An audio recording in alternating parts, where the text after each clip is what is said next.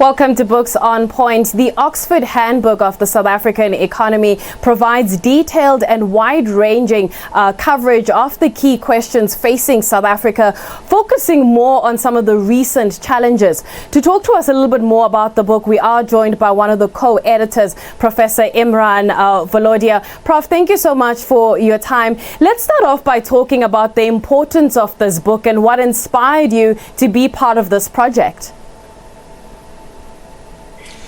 So I think we would all agree that that the South African economy does face a number of challenges, and me and my and the editors who were part of the project felt that it would be important for us to have a kind of handbook that would cover all of the issues in South Africa, really starting from the kind of history of kind of how kind of our economy has been shaped, to kind of dealing with some of the challenges that we have to face today. So the Oxford kind of handbook series is a series that is the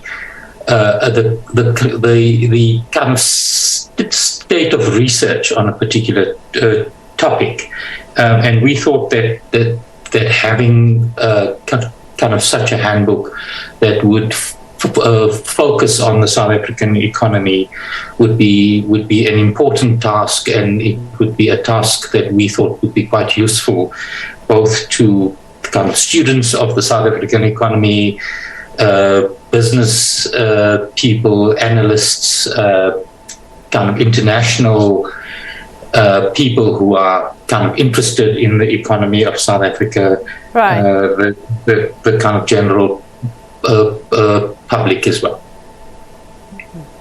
Talk to me about how easy or difficult it was to edit a book that has 47 chapters and a wide-ranging, topics. No, it's quite a monumental task. I think those who don't publish academic books perhaps don't kind of understand the complexity of the task. So we had to start by writing a proposal to Oxford University Press for kind of such a book. That would then get reviewed by international experts. We would get feedback on it. We would then kind of approach the authors that we would want to have contributing, and really we wanted to have all of the experts on the South African economy in this volume. So contacting them all, getting them to agree on a particular focus to the chapter. We then had a number of drafts of the chapters, which were then sent to referees, which were then revised. We had a kind of series of kind of internal meetings and workshops with all of the authors. So it's been a task that's taken us the best part of 2 years, but kind of really exciting to be at the end of it.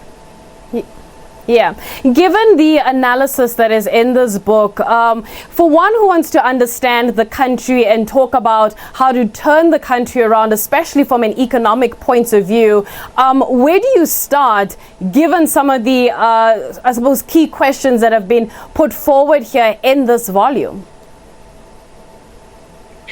Yeah, so there's a number of kind of chapters in the book that deal with some of the key kind of challenges that we face. So, for example, we have a number of chapters on economic growth. We have a number of chapters that look at the labor market and the reasons why South Africa has such high unemployment, and some of the solutions for that.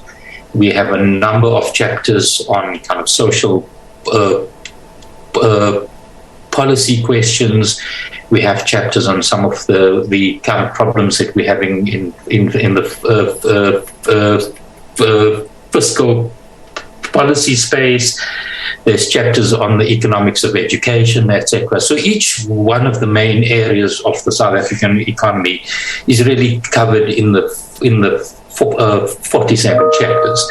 But in the kind of introduction and kind of overview chapter that the editors have written, we try to bring all of these things together.